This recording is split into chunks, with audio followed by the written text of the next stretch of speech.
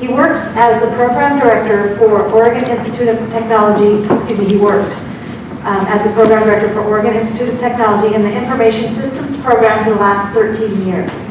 He has a master's in systems science from Portland State University, along with a graduate certificate in sustainability from PSU as well.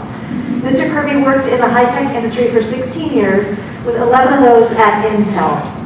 During the years in high-tech, Grant worked as a network engineer, technical marketing engineer, and product marketing engineer. Currently, Mr. Kirby is an associate professor at Oregon Institute of Technology, Portland Metro campus, and is the director of the program director, of the OMIC Academy at Oregon Manufacturing and Innovation Center in Scappoose. Please welcome Grant.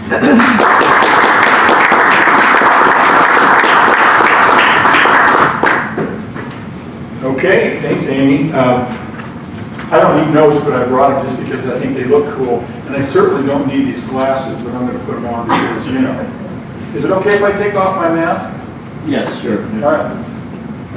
I've been fully lubed and oiled, and so I think I'm in pretty good shape. Well, thank you for having me here. I guess I got to talk into the microphone. Sorry for you guys out there in radio land. My job, actually my full-time job now, is workforce development at OMIC. And this is a job that I kind of helped create at OMIC. It was time for me to move on from academia. I spent 17 years at OIT, long enough to know better. And so now I have the world's most exciting dream job that you could possibly imagine. I've had some amazing jobs in my career. I've never had one that is so much fun as what I have right now. And I'm going to tell you a little bit about, I'm going to take me about 45 minutes of my half-hour pitch to get used to this microphone. I'm going to tell you about OMIC, as we like to call it, because I think this is a game changer. You know, we've all been kind of put down and put aside with the COVID thing, but during this time, OMIC has been doubling down on making changes that are changing our community. And when I say our community, I don't mean just Columbia County, I mean Oregon and Southwest Washington. And let me just alliterate our name. My 4 points are Oregon Manufacturing Innovation Center. And I'm just going to expand on those things. We are in Oregon, but this was a brainchild of Boeing and some folks over in Sheffield, England. And so this Research and Development Center was cloned from a very successful R&D center in Sheffield. And Boeing and Betsy Johnson and others were instrumental in getting this going. Oregon Tech, or Oregon Institute of Technology, is the landlord there. So even though this is a very private R&D center, it's really a private-public relationship. And so we are very well connected with industry. We have 42 partners who pay money. All of their dues goes towards supporting research. So my salary and everybody else's salary isn't paid out of those dues. Only fundamental research gets paid out of those dollars. So even though we're in Scappoose, you want to think of this as regional. And our collaborations are definitely regional. Our partners are from all over the world. It's an international company. We have lots of partners in Japan, across the country. A lot of our partners are in Europe. And here's how it works. This is really a cool place. The machining tool manufacturers, the CNC machines, they bring their tools to Scappoose, set them up as part of their dues and in kind. The cutting tool manufacturers bring their tools in. The lubricant people bring their stuff in. Everybody brings their stuff in, and then companies run projects against that to see if these tools make sense. So we don't really buy the machines are brought in. After they're there for 18 months or 2 years, they sell the machine and bring in the brand new one. So we always have kind of cutting edge tools out there. We have a lot of tools at Scappoose, at our facility, that exists no place else in the continental US. These are really amazing tools, and it's an amazing place to visit. And I'll just say right now, if you ever get a chance and you're over in that area, come and see us and see if you can't work up a tour. We'd love to show off what we're doing there. It's pretty amazing. So it's Oregon, but it's bigger than Oregon. Manufacturing is the second word. Now, we're focused on machining, metals manufacturing. But I'm just going to say at the outset, everything that we do, everything that we are, and everything we hope to be is about economic development. We want to find living wage jobs for our young people in an industry that is satisfying and something that they can have some passion about. But we recognize that that passion and that excitement translates everywhere. So our investment for manufacturing to help our partners is not wasted if somebody goes someplace else and works for a different industry, because the point is economic development. Like I said, we have 42 partners. The big ones, like Boeing and Daimler and Oregon Tool, are the big terminal manufacturers, but many supply chain people, a lot of cutting tool, machining, a lot of kinds of partners that come together to make this happen. We focus on machining, subtractive manufacturing, where you start with a block of something and you whittle it down to something else. We do metal alloy research, all kinds of new metals, all kinds of new cutting tools, all kinds of new attempts at metrology or measuring things. We have measuring devices now that get down into the 0.02 micron level. That's, let's see, a human hair is what, about 60 microns? So these are very, very precise. It's slightly above the molecular level. So measurement these days is off the charts accurate. We not only have high-speed machines, much more than the old manual lathes and mills and those kinds of things. These things can operate up around 20,000 RPM. Amazingly quick. A lot of heat, a lot of new tools, new cutting geometries, all this kind of stuff. That's what we do. Our product is not parts. Our product is reports. So we do a report for Daimler. We write it up. The IP that from that research goes to all of the partners. And what we can, IP that's not claimed by the partners, we make that public. And part of my job is knowledge transfers, to get that knowledge out into our community, to our small mom and pops, to figure out how to float all the boats at the same time.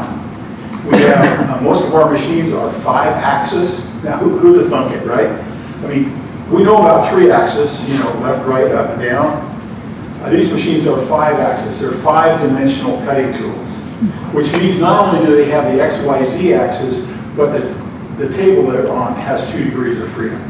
So the kinds of things we can do is just astounding in terms of what we can put out.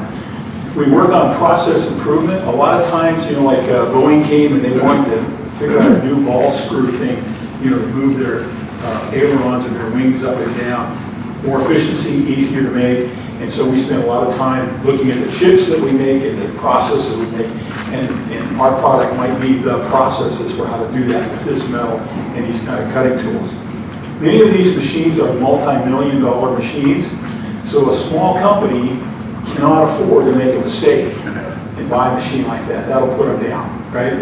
So this is a chance for them to come and try it, put their projects through it, see if it makes sense for them, look at the economics, and kind of move forward.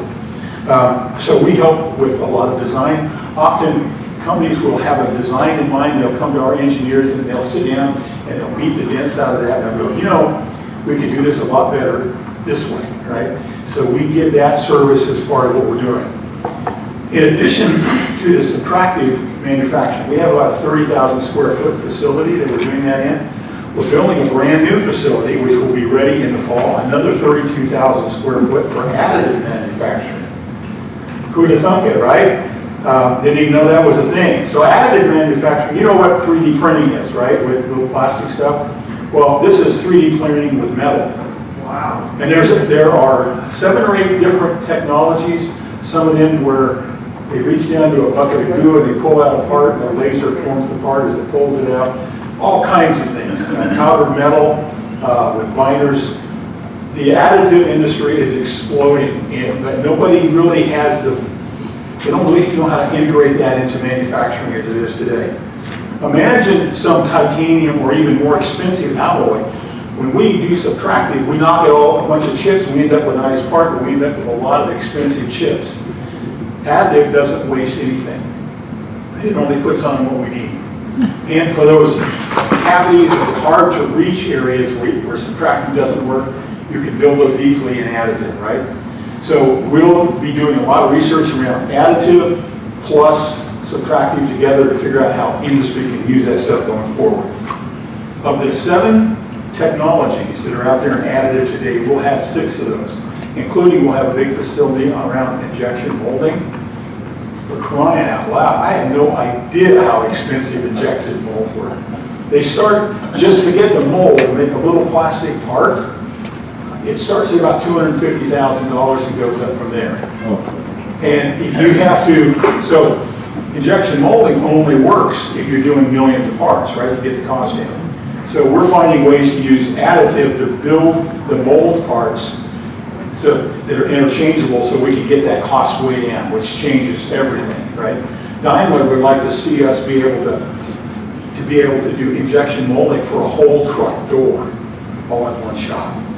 The kinds of materials, new carbon fibers, new kinds of plastics, is mind-numbing, right? Really cool stuff to play around with. So let's get to innovation. This is an R&D center, research and development. So it's not production. We don't take on jobs and build things for people. What we do is we research things that people can't do. So imagine all the smart people around in these manufacturing companies that have been doing this for 30 or 40 years. They have history and knowledge that's very, very deep. But they just run into problems, either economic problems, volume problems, material problems. And our job is to figure out how to do that for them, right? And so a majority of our funding comes from the state, Business Oregon, and other sources like that. So my salary is paid for, and so I don't have to go out and make money. So the things that I create for businesses, the work that I do, which I'll tell you about in a second, I do that for free for those companies. So we're not trying to sell anything to anybody. And it's difficult sometimes for us to go to a company and say, how can we help you? You know, and they're grabbing for their wallet. You know, no, seriously, no cost to you. If there's something we can do that'll help you, but we can use it broadly and hand it out to other people, that's what we're all about. That's pretty fun. It's fun to be in that position. So the new machines today, the new computer numeric control machines, are replacing those old lathes and mills of yesteryear, you know, where some guy had greasy overalls sitting in front of a machine and did all that work, and they had all of that institutional knowledge in their head. They felt the vibration of this, they smelled the smell, all that kind of stuff. Those old birds were the source of information. But that doesn't work like that anymore. Some programmer puts in the whole process. We load the program into a machine, close the door, and the machine does all the work. In mill term situations, we have machines that are both lathes and mills, and you put a whole part in there. They might have a carousel of 60 or 100 different tools, and it just grabs the tools and does the whole thing just by chucking it up one time. An impressive thing to watch, really, but they're expensive. Our mill turn costs $4.5 million, and it's our second one, by the way. The first one got sold and got replaced with a new one. So that's kind of how we roll there. What I'm doing primarily is I'm adding digital stuff. Training through virtual reality, augmented reality, and a variety of other things, but primarily looking for ways to transfer the knowledge that we get to the people so they can consume it. I'm sure you've been in a situation where some technoid is trying to like tell you what they're doing, and they're using all their own jargon and they're whipping it on you, and it makes no sense. So my job is to figure out how to decouple all that jargon and make things available to people, both new people trying to enter the workforce, but also existing companies, right, that figure out what they can do with it. For example, Friday, we're going over to Oregon Tool. I don't know if you know these guys, used to be Blount. They're a multinational company, huge company, chainsaw, blades, and chains. Who knew, right? And what they want to do is they want me to create a virtual reality experience, both for sharpening the saw and for running the saw. So that way, anybody, anywhere can have that experience without sitting in front of the saw or sitting in front of the tools, right? So we're using these new tools to do things that are kind of impossible. Can't get a student in front of a $4.5 million machine for fear they'll blow it up or blow up $100,000 worth of metal and tools.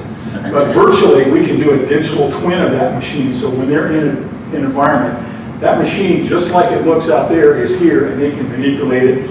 We can teach them maintenance, safety, how to load parts, all those kinds of things. And if they blow it up, do it again, right? Because nothing lost. Kind of like a flight simulator. How many times do I have to crash the airplane before I learn to land it, right? And when I get really good at the flight simulator, then I have the muscle memory to stand in front of the real thing and not waste a bunch of time with a bunch of people, right? Pretty cool stuff. Now, here's the trick. When we go to an industry and ask them what they want, they tell us what they want, but they don't tell us what they really need. Imagine back in the day, remember the manual typewriter, some of you do? If you were to go to somebody who was a good typist, those old IBMs, you know, hit those carriage returns and slim, all the skill that it took to run those things. And if you went to one of those people and say, what features would you like in a word processor? Well, they don't know what a word processor can do, so all the features they would give you relate to improving that manual typewriter, right? That's the problem we have today. These new machines, by every description, are robots. Now, before you think that we're going to replace all these jobs, what we're really doing is we really are creating cobots. These machines can do nothing without people. So what we have to do is we have to train people to interact with and cooperate with these really smart machines, because those machines will never supply the creativity and the human element. So the job is not to say, all right, we don't need you anymore, this thing's going to do it. The job is we need to retrain you so that you can work in this new environment. And that we can take, instead of having some mind-numbing, creating a bunch of widgets on a manual lathe, you're part of the design process and the troubleshooting process. My experience is that most people can do that once they get past the fact that they can't. Right? We get told all the time that we're not smart enough or these other people are really smart. That's crap. We're all smart enough. All we have to do is have an opportunity to be creative in a place where somebody helps us out a little bit. That's what we're doing at OMIC. That's why this is the funnest job I've ever had, right? Because there's no roads where we're going, right? Much of what we do is repurposing the existing things, but we're creating a new way to approach the workforce. And my personal goal is to see the light come on inside those kids' heads or those people that are trying to retool when they go, wait a minute, I can do this. I got this, right? Because instead of telling them they're stupid, they can't do it, if we give them the tools and give them the way to do that, something magic happens. And that's what we're kind of about. This is a center, Oregon Manufacturing Innovation Center, because as it turns out, we are sort of like a clearinghouse for all kinds of people, academics, industry people, workforce development people, Northwest Educational Services, all these organizations come together at OMIC and we create things together. I've never been in a situation where we've had so much collaboration with people. We're not selling anything to anybody, but together we're coming and doing things that we can't do individually at all. All these people are good people, they've been trying for years and they're bumping their head. You know what I'm talking about, right? It's a rough world to do anything. If COVID is the worst thing that's ever happened to us, it's probably also the best. Opportunity flourishes in chaos. There's no chance to do new creative things when everything is going along status quo. Well, it's not. This is the time for us to do things completely better. And so OMIC, in a weird sort of way, sort of grew up in this kind of place. And so our culture, the people that work there, are all about making this a center where people can come together. You know, it's interesting. I have a lot of meetings with people from other organizations, and in their organization, they've been beating their head against the wall for years trying to get something done. When they come to OMIC and we collaborate, suddenly those shackles are off because it's Grant's fault now. I can be creative and I can do some really cool stuff. And we are doing amazing stuff. For example, running a summer internship for high school kids is incredibly difficult. And people a lot smarter than me have been trying to do that for years, and they run up against every obstacle you can imagine. This coming summer will be our third year, where we bring high school students in, we give them things to do, and projects to work on, and teams to work on, but mostly we give them their head. And we let them explore, and we celebrate mistakes, because they learn more from a mistake than they would ever from a success. And by the time they're out of that 8 weeks, they are totally transformed. They are, I got this, people, instead of, they come in kind of cowed, you know, not sure what, you know, what's going to, another set of teachers that like beat on us here. And they realize that the professionals at OMIC treat them like peers, treat them with respect, they're never too busy to stop and explain what they're doing. It's an amazing thing to watch. So, OMIC is a center of a lot of things. And part of my job as the workforce developer, that's the title we came up with. It was one of those little 8-ball cubes. Yeah, workforce development, we'll call the job that, okay? But really what my job is figuring out how to collaborate with all of the folks that have joined together in various ways and to come together and be stronger as a whole rather than to try to do things individually. We have direct support. Low-hanging fruit for me is the Cte programs that are high schools. It is a shame to see how poorly funded our career technical ed used to be called SHOP. They are so understaffed, it's so under-resourced, it's so under everything, and those people are so underpaid and so demoralized because nobody's paying attention to them. So he rides Grant on his white horse and says, okay, what can I do for you? Give me an example. Scappoose High School had 4 Haas CNC mills, really nice tools. Been sitting there for 3 years, nobody even knew how to turn them on. They had no budget for the cutting tools that are consumables. They didn't know how to teach those things. They didn't know anything about them. We came in, we said, oh, I'll bring in somebody to show you how to do this, teach your kids how to use it. And by the way, those cutting tools, we have the people. Kennametal is now giving them all of the cutting tools they want for free. Lubricants, big deal. Coolants and lubricants, big deal. So they now have a lifetime supply whenever they want that kind of stuff, right? I'm working with Mastercam, which is arguably one of the biggest industrial CAD companies in the world. And I finally convinced them they need to give those licenses for free to all of our high school students. Now I'm working on how to get those licenses transferred and to give the training to the instructors so that they can figure out how to do this, but also more importantly, how to teach it, right? And so Oregon Tool has been working with me in Columbia. Now Oregon Tool is over in Clackamas. They have a bunch of their engineers who are going to come to Columbia County and give their community day to come in and show everybody how to run their machines and to teach them. And so now I have community people who are, these industry people are saying, wow, we really need to step up. All of these companies that do metalworking, or all these schools, most of them are starved to death for metal, right, for kids to work on. We had a school who was teaching welding. They didn't have any welding sticks, they didn't have any gas, and they didn't even have the money to pay for the electrician to hook up the gear. And so they were teaching, this teacher was teaching welding using graham crackers and cake frosting, right? Showing how to lay down a bead. I can't allow it. Can't allow that to happen on my watch. So we're going to make sure that they got everything that they need. that's just the start of where we got to go, right?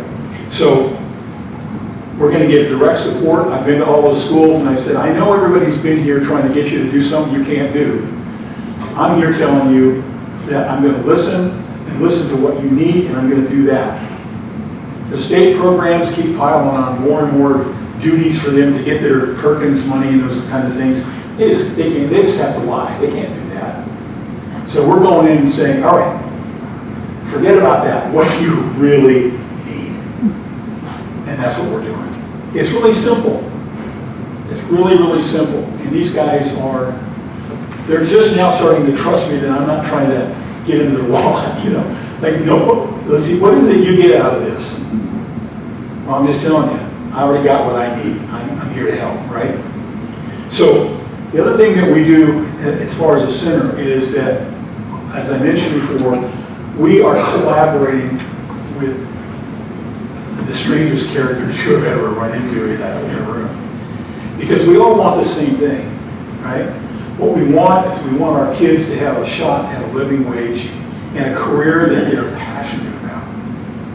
There's nothing worse than taking a kid, jamming them into a company, doing a job, and they get treated like crap because they can't do anything, they're just in the way. They empty the trash, and they don't really want it. That's not what they want to do. In 17 years of teaching IT, a lot of the kids that came into my program had no business being in that program, but they thought, well, my dad said that's a good place to get money. What we really need to do is find what they're passionate about. Money's easy. Waking up every morning hating yourself because of the job you have, that really sucks.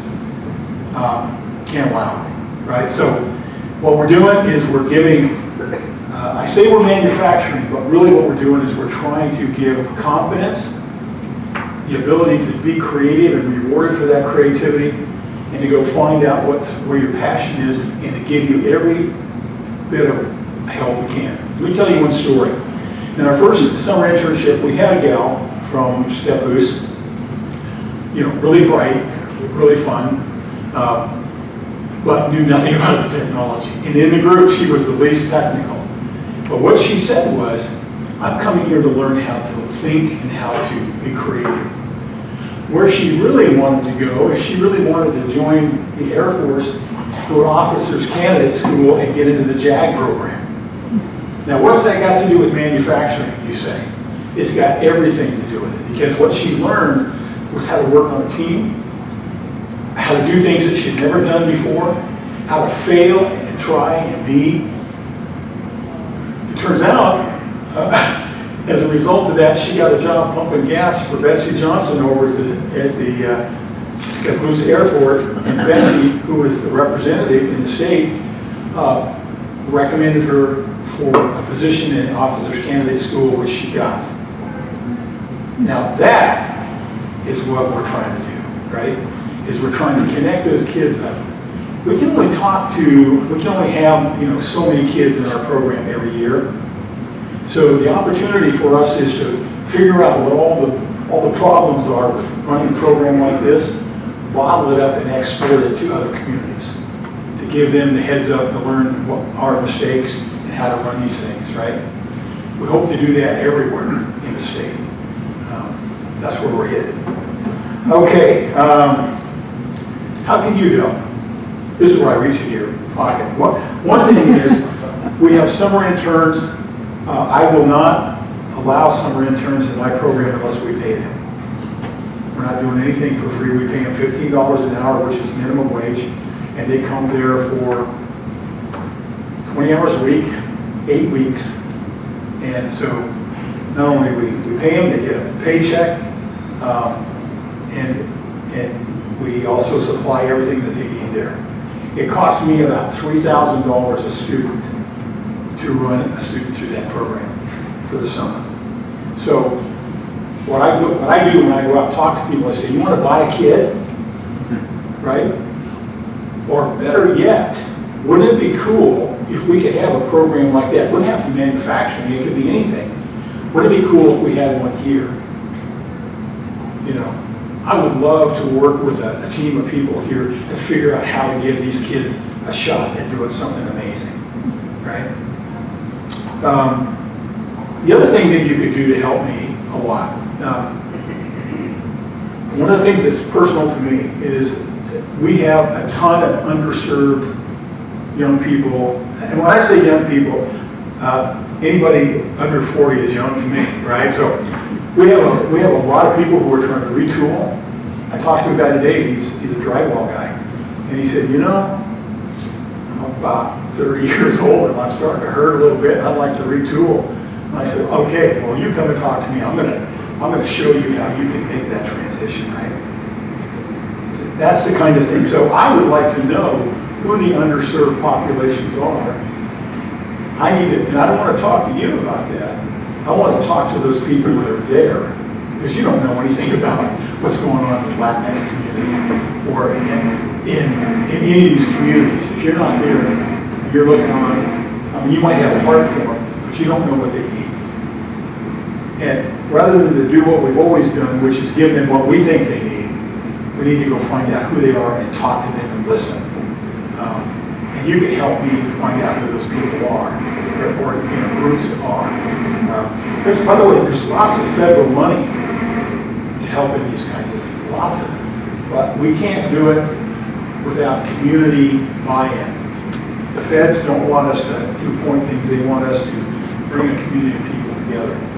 And for underserved populations, wherever they are, manufacturing is woefully short of women, period. You know, we got to fix that, right? Can't allow that to keep going. So that's the other thing.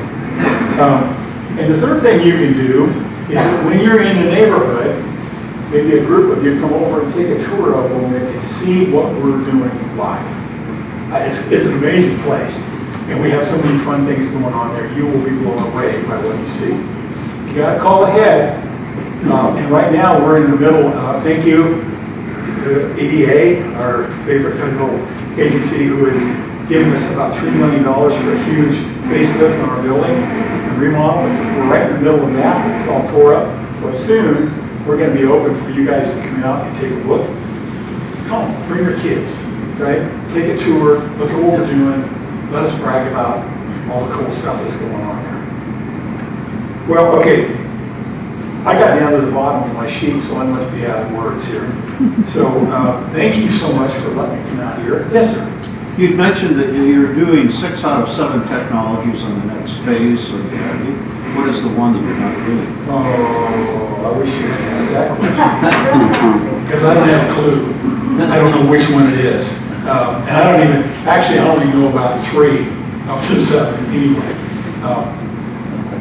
They're wildly expensive, but that's a whole new world for me, and I just don't have a good answer. Well, I'm assuming it probably isn't as important. No, I don't know that it's that. It's just that the impetus behind this additive building really was Daimler, the Daimler trucks, right?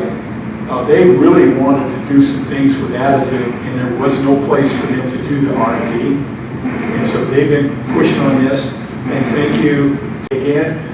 We got a $30 million grant from the EDA to build that building.